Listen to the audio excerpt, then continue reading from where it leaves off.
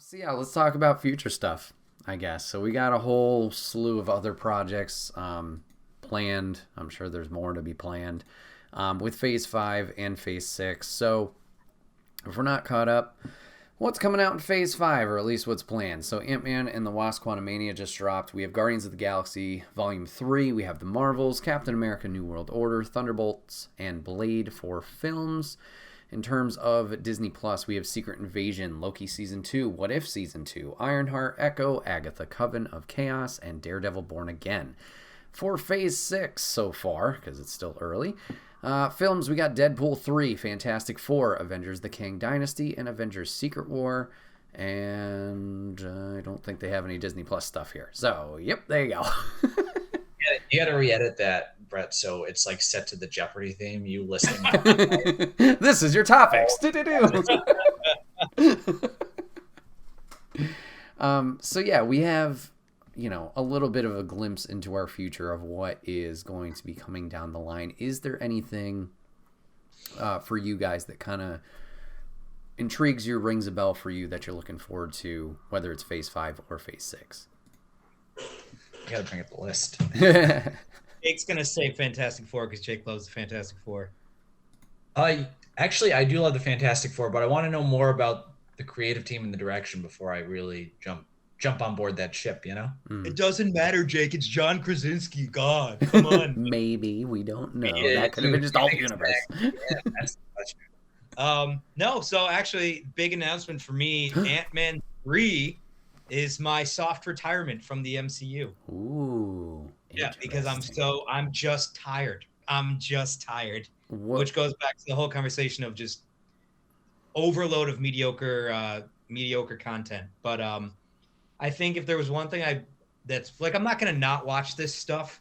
I'm just not gonna make a point to. I probably won't pay to see it in theaters anymore. I definitely would never stream it illegally. That would be so wrong. But also, like, maybe when it comes to Disney Plus, I'll watch it, Mm-hmm. But I think I'd like to see what they do with Blade. I actually really enjoy the original Blade trilogy, although the third one was pretty weak. But I just, they were very entertaining movies, and I'm genuinely curious. I hope they keep it R. I hope it's just disgustingly bloody and horrific and awesome. And so, I guess we'll see. But other than that, I don't know.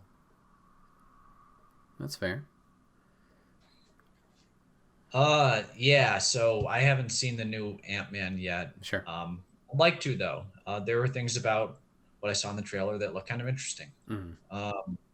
In terms of stuff coming up, there's so much stuff, and I try not to just jump too much on the principle of a project existing. I want to know about who's making it, what the direction's going to be or whatnot. That's like with Blade, could they do another good Blade movie? Yeah, sure, but it depends on what they're gonna do. And you've got this character that's kind of an R-rated character, and fitting him in the box of the MCU, would that be good?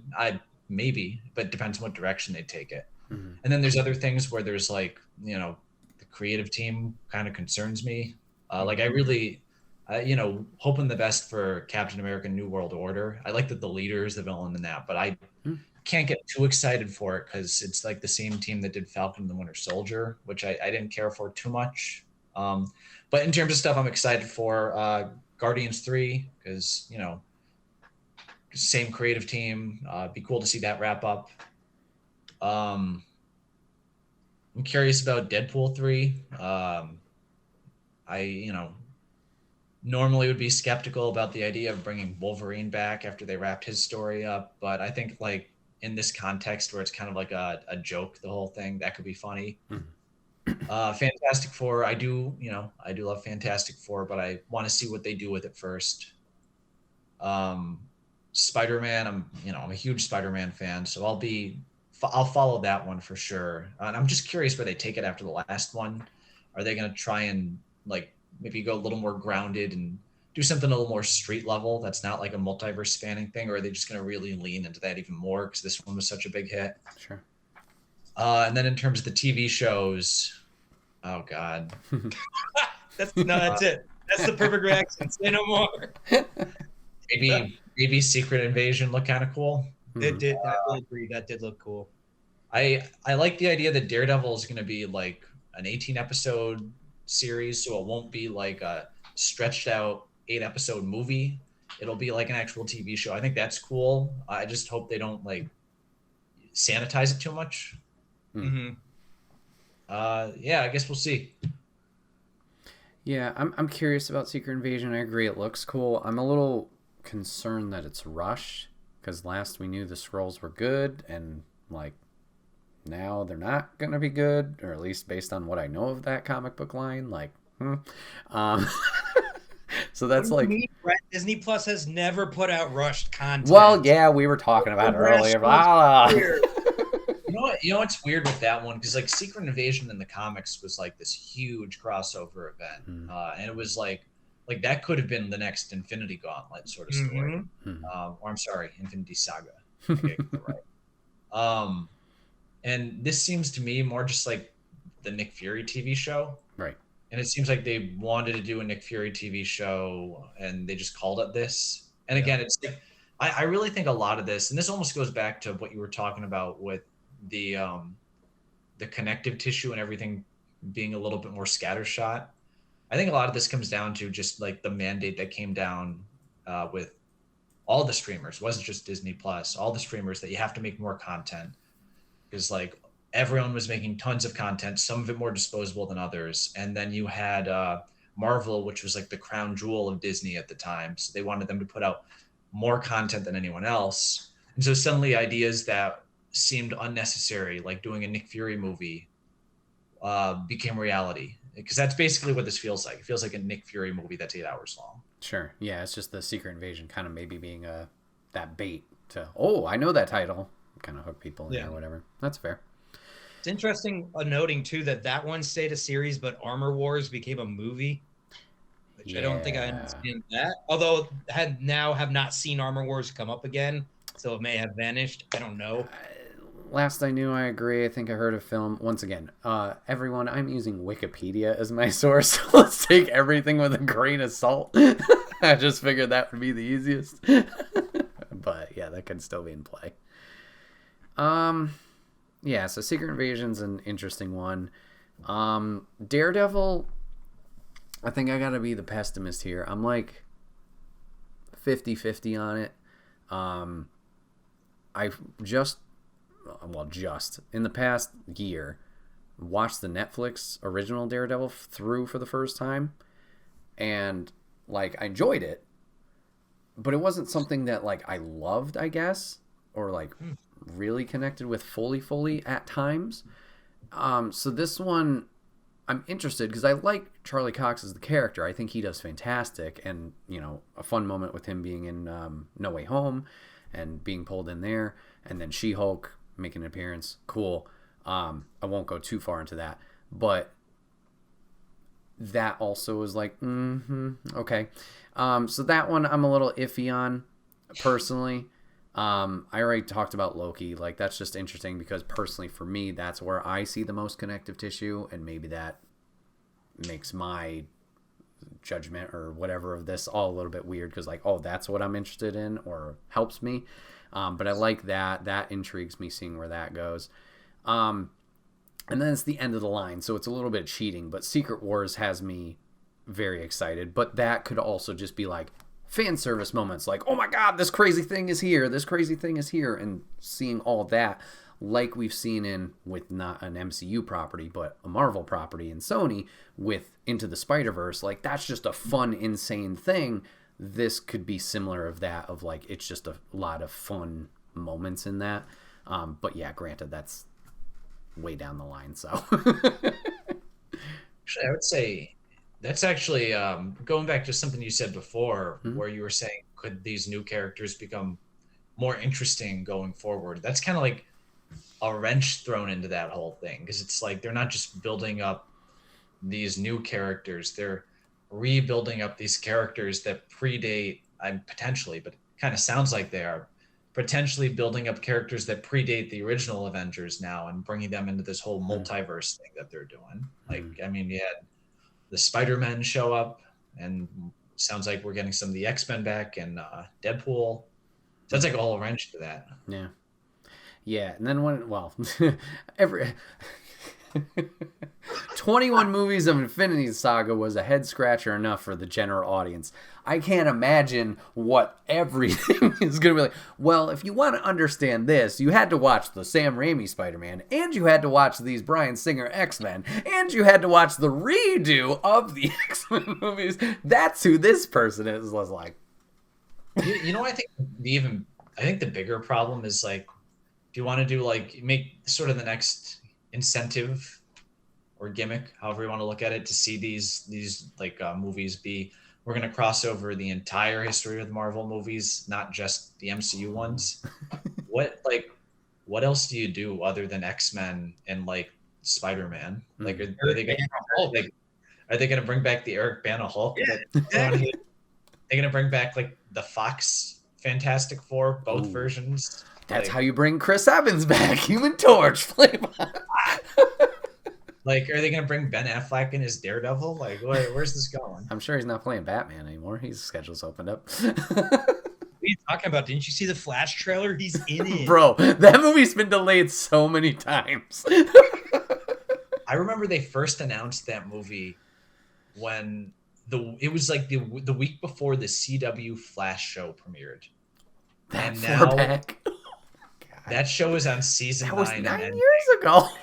the Flash movie still hasn't come out yet. Wow.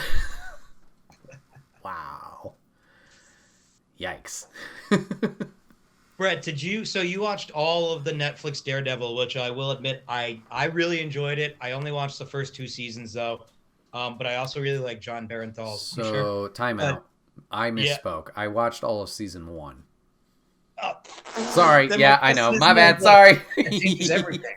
My bad. Did you watch any of the rest of the Netflix Marvel properties? So here's me and my bad planning. My planning for Marvel Plus was like, oh, we have a lull in content on Disney Plus. Let me go back and watch the Netflix stuff from when we were all out in California. So I was going to watch Daredevil season 1. I did that. I fell off editing and all that jazz on like episode 9. My plan was then to go into Jessica Jones, Luke Cage, Iron Fist, and Defenders. I do remember watching the beginning of Jessica Jones, really enjoying that, and just, I don't know if it was my attention span at the time. I think we may have talked about this in our past podcast episode, but for some reason, like, I was like, oh, an hour long? This is going to feel forever, and I can't, like, it didn't hook me. And then I don't know if I even tried Luke Cage and Iron Fist, even though Iron Fist, personally, I really enjoy that character and it intrigues me a lot, but just never tried it. Yeah, I know. I've heard a lot of bad negative things about that show. So that was my original plan, but I did not follow through on that. So Gotcha. Yeah. I do recommend at least getting to John Barenthal's Punisher because outside of Thomas Jane, because how can you beat Thomas Jane? The best on-screen Punisher we've seen yet. I think he did a really good job with it. Yeah, that was the original plan. I like the 3 seasons of Daredevil. I think season 2 actually was probably my favorite with the Punisher. Yeah, I really like that. As shows, the characters they built were stronger than the episodes around them. Mm-hmm. Which is why I'm keeping an open mind about the new show, where it's like, okay, you have like a show followed a lot of those like, you know, tropes of bad prestige TV where it just felt like a stretched out movie. And like not much happened in each season. Like they had 1 villain per season. Yeah. Like what? Like do like 1 villain per episode. I understand you want to do like a serialized thing where you build up to a bigger threat, but that doesn't mean you have to single-mindedly focus on the one thing over and over, because then nothing happens for half the show. But those characters they built were really good, and you just hope for the best with Born Again. That's what it's called, right? Yes.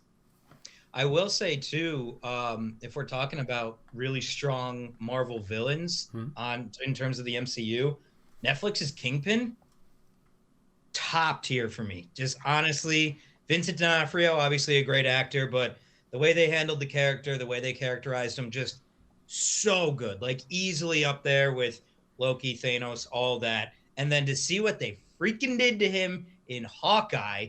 Was it even Hawkeye? Yeah, it was Hawkeye. Oh my God, what a freaking waste. That got me so mad. And I love the character Hawkeye, don't get me wrong, but woo.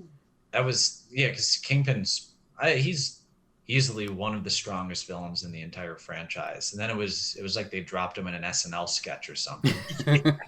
Like it's even just like the stark change in cinematography said everything. You went from like the Netflix shows, which were shot in like a much darker cinematic sort of way than like the Hawkeye show was, and suddenly he's just like, here's Kingpin on a flat set in like Georgia wearing like a Hawaiian t-shirt, but he's given like the same performance, that like dark, like psychotic man-child performance, but he's surrounded by all these characters doing like the MCU quipping thing. Yep.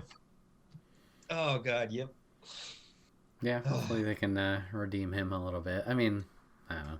I didn't think it was the end of the world, but I get it. I'm also going off a very limited. You better watch the rest of Daredevil, and then you say that comment. Yes, sir. Sir, yes, sir.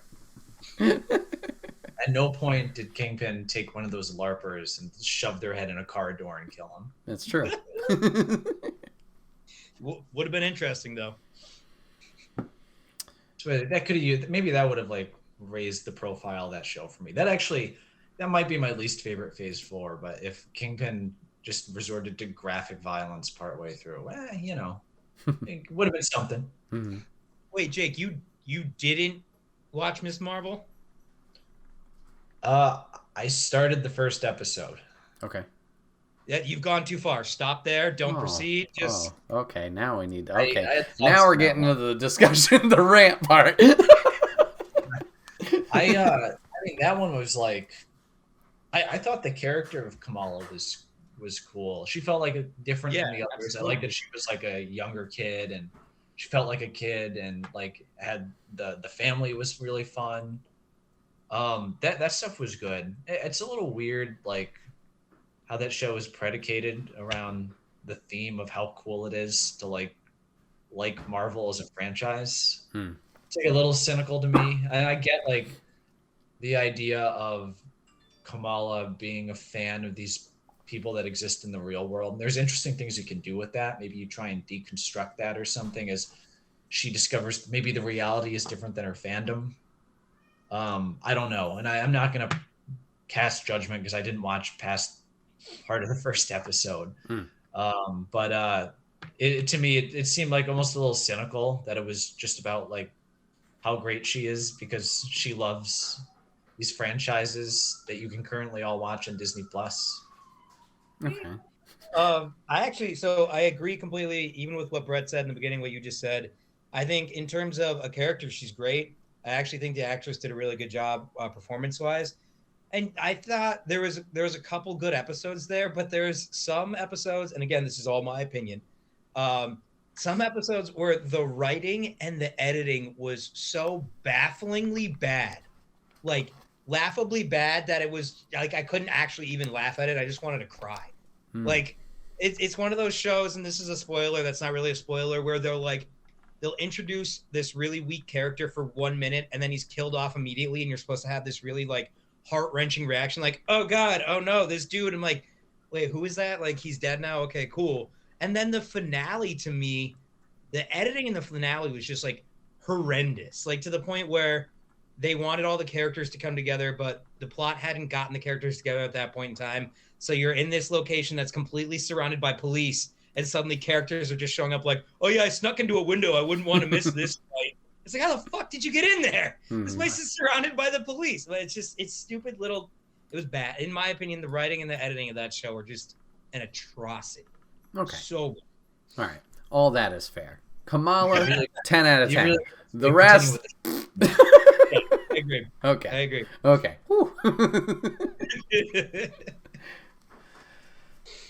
So what other controversial things can we argue about? Is there anything? Okay. So, I think She-Hulk twerking is perfectly fine, and anyone who has a problem with that, shame on you. Yeah. I don't. Did that happen on the show? Oh yeah. Yeah, it was like a post-credits thing. All right. She-Hulk and Megan Thee Stallion twerking. All right. I thought that would be a hotter take. Apparently, that wasn't a hot take. No, I didn't. No, I was like, I remember seeing all those things, like people complaining, and I'm like, okay, that wasn't that big a deal. He literally had to jump rope naked in the comics, and you're telling me that was okay, but having her twerk with that's not okay. It's weird. That's a weird thing. But anyway, whatever. Yeah, no, I thought, She-Hulk and Jen Walters was awesome as a character. Yep. Very entertaining. I loved all the fourth wall stuff and all that jazz. And yeah, the only, like I said before, the only thing I was like, was the ending. I was just like, okay. So yeah, Jake, you have talked about how you haven't watched Quantumania. JC, do we want to talk a little bit about Quantumania? Or should we leave that for maybe a future date? I will say, I'm trying to like formulate my words to be as vague as possible. Sure. You don't worry about spoilers. I pretty much know what happens in it. No, it's actually I'd be curious to know what you think happens. But anyway,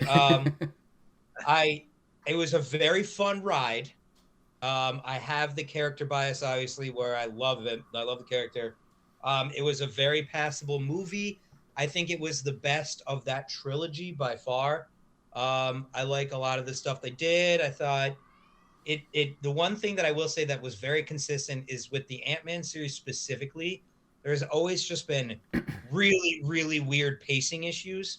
Okay. Where like in the first movie, I just remember like they had like a sports training montage to cover all the important aspects of the movie.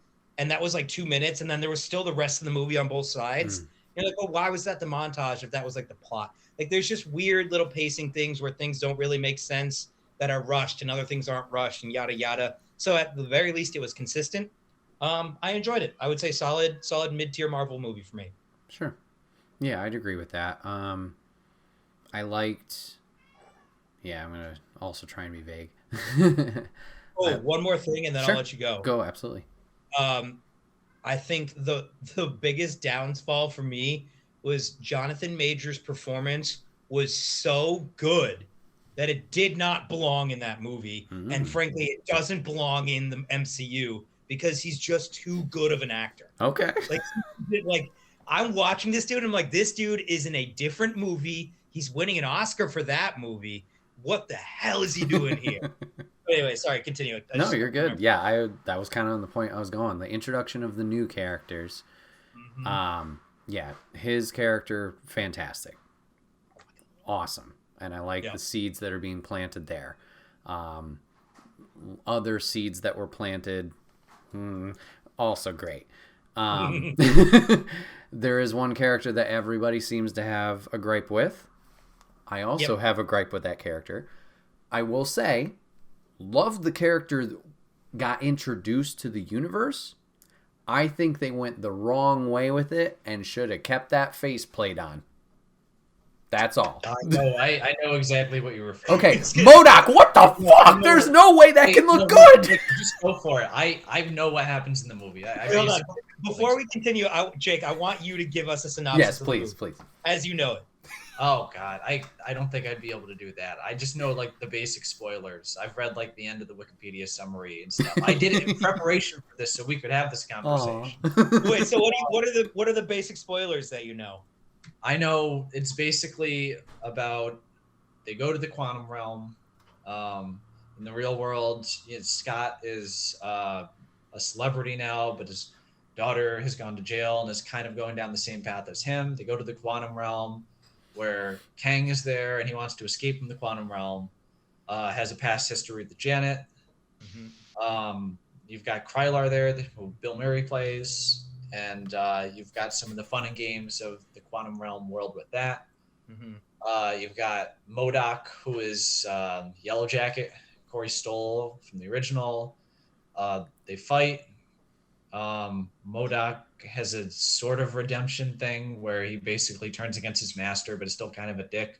They escape from the quantum realm, but essentially the threat of Kang has been realized. And after defeating this version of Kang, then there's hundreds upon thousands, infinite more throughout the multiverse. And because he's like a non-linear character, he's going to come back, and they have their eyes on the MCU now that there's been all these multiverse related skirmishes. I guess Kang is just really concerned about the Green Goblin. Saw that and he's just like, we better keep an eye on that universe. Willem Dafoe's going nuts in there. So I know the basics of what was going on with that. I think like without going into too much, So here's a hot take for you, Brett. All right. I don't know the character MODOK. Sure. I enjoyed that in this movie. Okay. I know the CG wasn't the greatest, but let me just reference Doctor Strange 2 again before you talk to me about bad CG. I mean, this was a full-blown CG character, and you're telling me they couldn't render a 3D eye on the dude's forehead for 10 seconds. But anyway, no, I actually I thought he was the way they introduced his character, and his character was cool. It was fine. Yeah, I think the ending. I think they shot an ending that they then weakened in reshoots, which is kind of a bummer to me because I think there was an ending there that was really good and then it was tweaked. Okay. Yeah, I overall I enjoyed it. Bill Murray was wasted, completely and utterly wasted. That scene was so pointless, just utterly pointless. You want to know how pointless it was, JC? You forgot he was there. I went to the bathroom and came back, and they were leaving, and I'm like, okay. That's great. That's great. Yeah. Also, I don't think this. Without going into too much into it, I don't think this king is gone either. But Right. yeah. Oh, interesting. I think we'll for sure see him again because that's what everyone was upset about. Oh, how could Ant-Man beat Kang?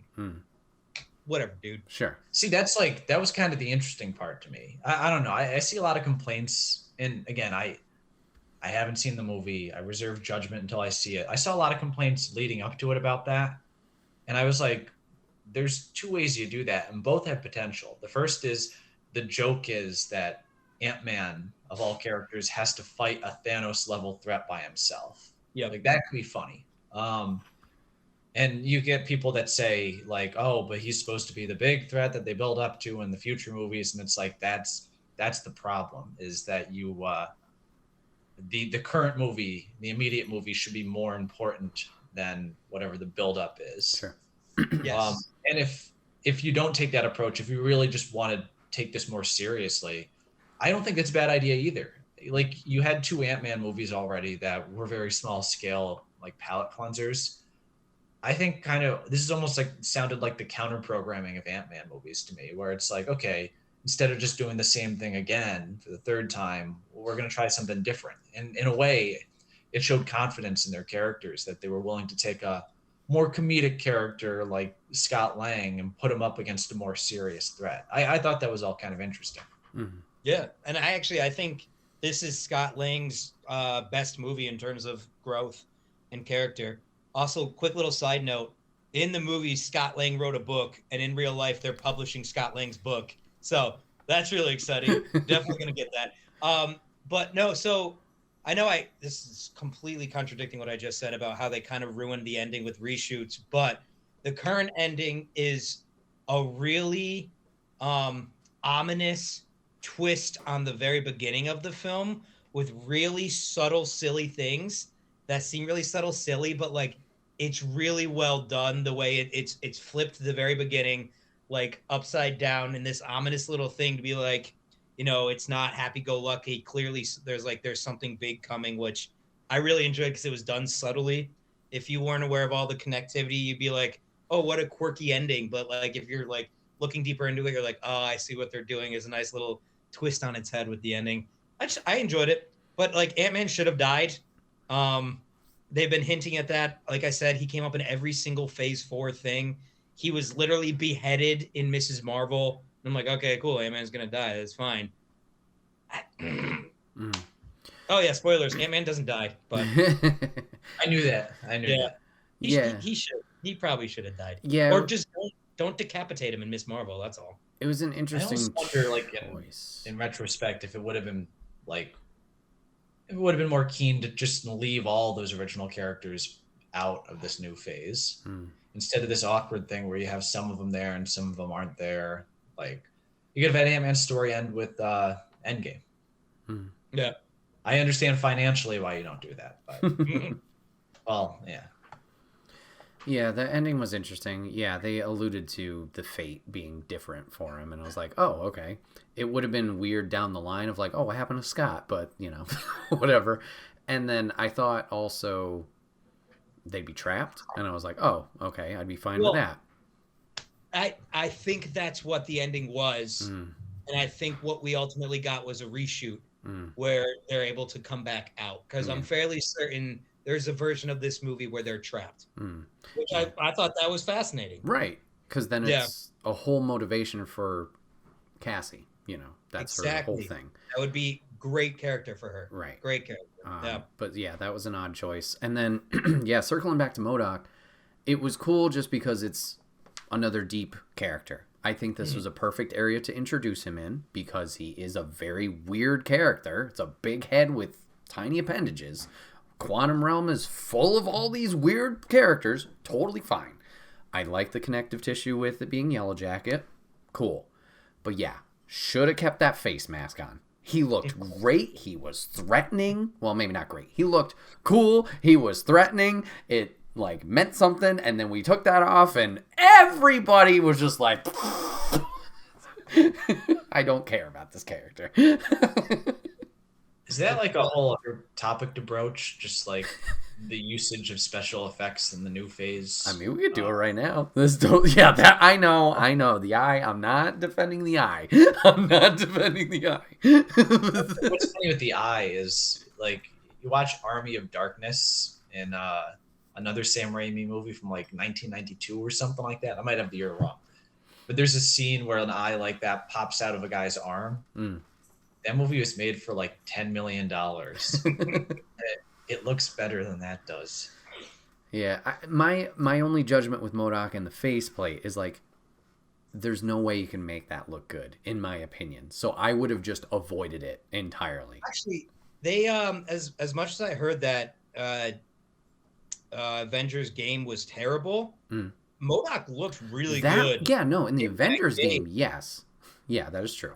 If they had done something more along the lines of like this, like that looks good. I mean, that's fair. Done that. That is a fair criticism, yeah. Also, I don't know if this was true in the comics or not, but in Ant-Man Quantumania, MODOK has an ass. It's confirmed. It's canon.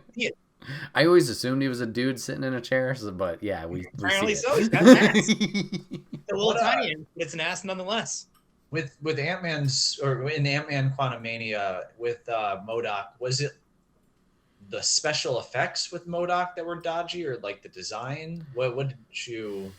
I think like JC brought up the game, and that's a fair thing. Like he does look good in that. I think it was just my brain of like, I know this character looks doofy, and a lot of people are just gonna go, oh, that looks stupid. That looks like George Lopez from Spy Kids 3, you know, that kind of thing. Like, it just looks silly. And once that face mask came off, it didn't matter what that character said. It didn't matter what that character did. It just was all goofy. It was stupid. It took away from what we're supposed to be focusing on with whatever they're supposed to be telling in that scene. And all we're looking at is this guy's face. With the faceplate, you can get past the weird appendages. You can get past the, you know, how he looks. But they tried steering into the skid with making fun of it and like Scott mentioning it and like them poking fun at it.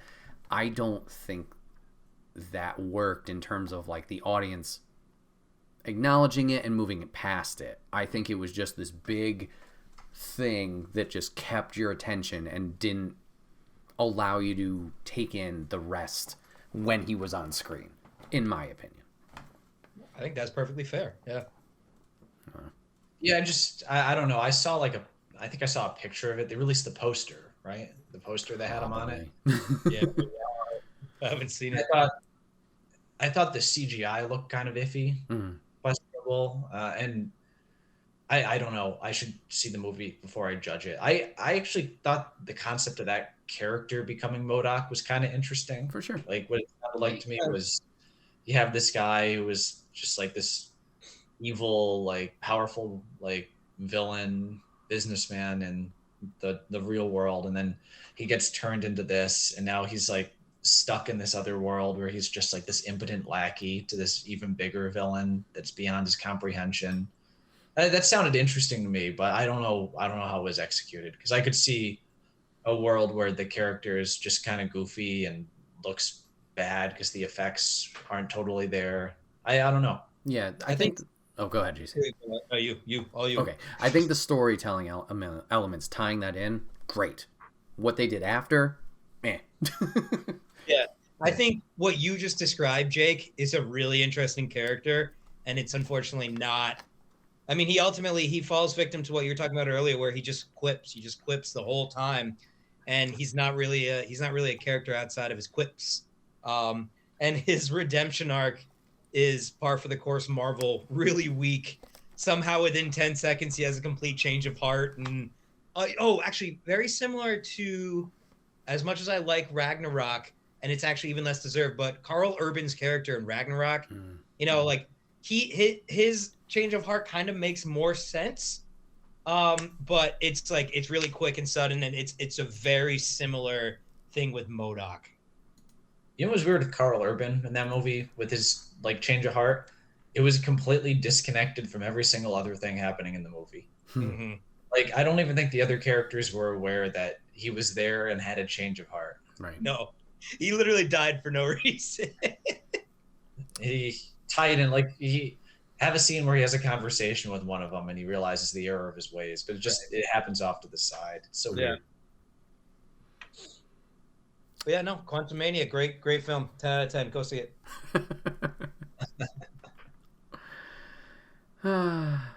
Well, do you guys have any other MCU thoughts you want to share with our listeners and watchers before we head out of here? I can't think of any other questions. Yeah, I got one for both of you, and this has got to be a head empty thing. You can't give any thought to it. It's got to be the second anything comes to your mind. All right, you ready? So this is going to be all movies, all TV shows. Best MCU project, go. Winter Soldier. Guardians of the Galaxy 1. Worst MCU project. Oh, crud. Worse. Don't think about it. Don't think about it. You get too much. You've already tainted. I know. I'm sorry. That'd be Hawkeye for me, I guess. If we're just Incredible counting Hulk. the main MCU stuff. Whoa.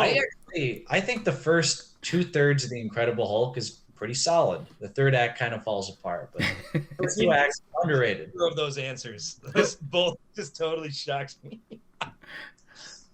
I think I guess Hawkeye. That's fair. The best part of the Incredible Hulk is when he drop kicks the dude into the tree. Oh, yeah. Yeah. Oh, yeah. They're really good. It's just like so abrupt, and it's like, holy shit, that dude's dead.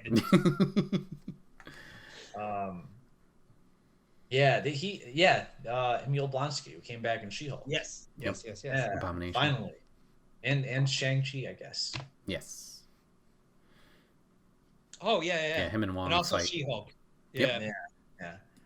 I guess if I was to throw something out there, Sure. just a quick aside, was do we think, like, how do we feel about the quote-unquote special effects problem with the MCU in terms of Phase 4? And I don't even mean, like, getting into, like, the real-life labor issues behind VFX artists. I mean just, like, do you feel you notice it? Does it impact your experience with the movie? Curious to throw that on the table. Right, you want to go first? Sure, I can start.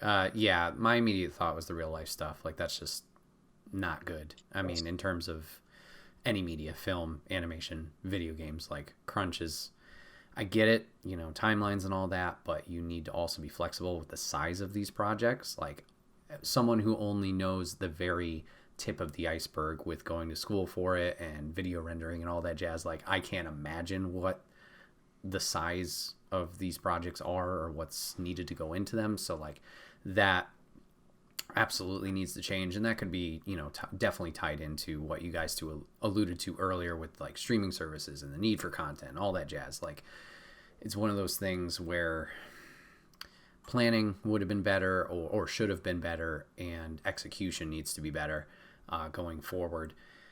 In terms of enjoyment of the product, or, like, if I noticed it, we already talked about the two big examples of, Doctor Strange Third Eye and MODOK. I will say She-Hulk would probably be a third. That one didn't strike me as bad as the other two. There were just a couple moments I was like, that looked like you could tell, obviously, that it's not supposed to be there.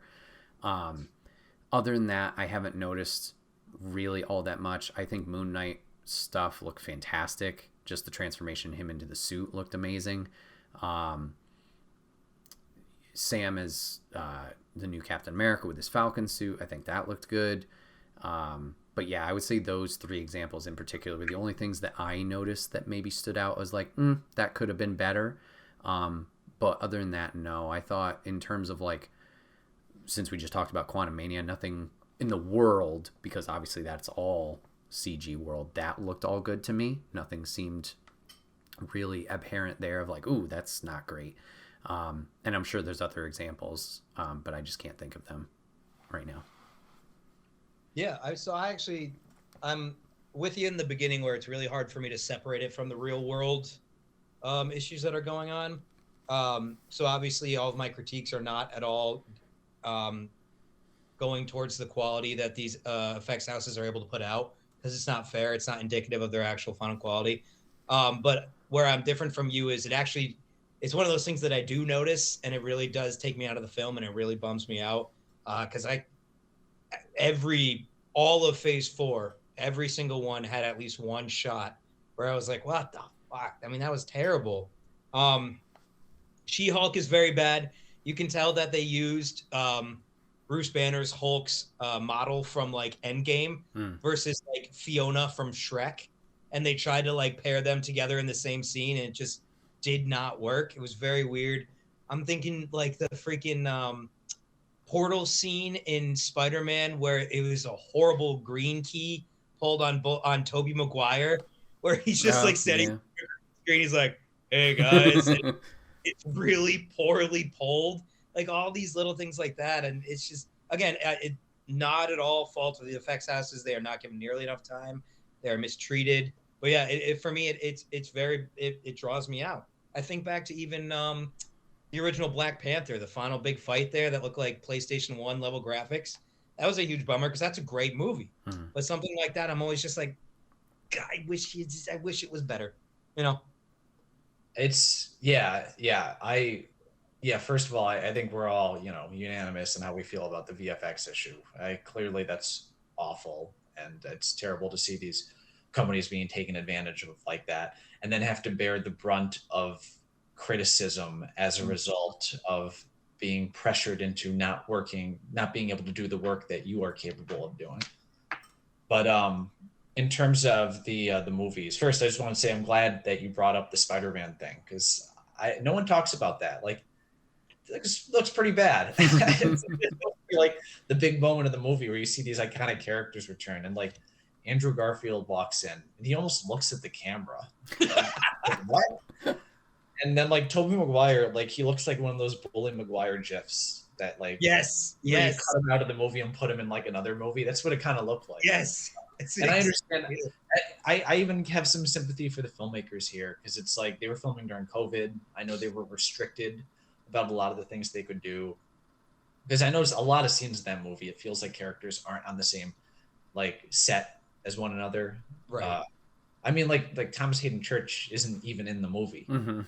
Clearly, like stuff was going on with COVID that prevented them from being able to do everything they wanted to. But in a broader sense, because you guys have already touched on like this really notable specific stuff, but I just get concerned that it creates a lack of style and just like directorial cohesion with these films, because things are so prevised now, where they have the effects company plan the shots out and plan the action scenes out before they go in and film them, or even sometimes before the script is completely done. And I understand the utility behind that, because these are such big productions. That's just the practical reality of these things. But it does lead to scenes that just feel sort of basic and standard in their execution.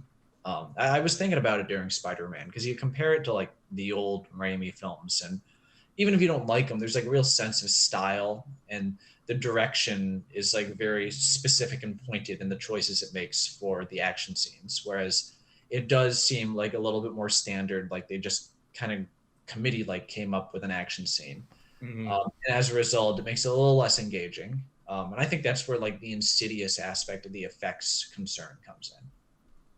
Yeah, and it's funny too because it's almost like if all the shots were bad, it's almost like if all the shots were bad, it wouldn't matter as much. But it's so inconsistent, and it's not even inconsistent film to film. It's inconsistent within a film. So, like going back to Spider-Man, they couldn't pull a proper green key on Tobey Maguire, but all the final shots of the villains like becoming humans again were reused shots from their original movies, and I had no idea. I honestly completely missed that. So the way they integrated that, which was probably just I don't know, really good roto work, you're telling me you can roto well, but you can't green key well? Like, it doesn't make any sense. So it's just the inconsistencies drive me nuts. Yeah. I felt that way with like that Loki too. What was that third episode? Oh, is that the one that was supposed to have like the fake one shot that had no point and it was just terrible? I just remember they were on like the purple planet where the Yeah. meteor. Yep. Was that the one? Yeah, Yep. because it was like again, I imagine COVID played a part of this. Mhm. So I understand to a certain degree, but it is you look at that and you're like, why does this suddenly look like a really flat green screen? Mm-hmm. Nice. All right, I got one more question. Yeah, shoot. Harrison Ford as President Ross. Mm. It's like a dream come true in terms of casting. Yeah. Like you got Harrison Ford. What else do you say? I mean, it's sad with William Hurt not being there. I think my bigger concern is he going to become Red Hulk? Right. Yeah, because I don't know his commitment really. Like, it's not an age. It's not an age thing. I mean, like Sure. if anything, it kind of makes sense because if he did become Red Hulk, then Harrison Ford only has to be in the first movie before he turns into the Hulk. That's a good I just mean that character. Yeah. I really like the Hulk comics. I enjoyed the Red Hulk comics in like a guilty pleasure way, but the original ones were like almost like dumb comedies. Huh.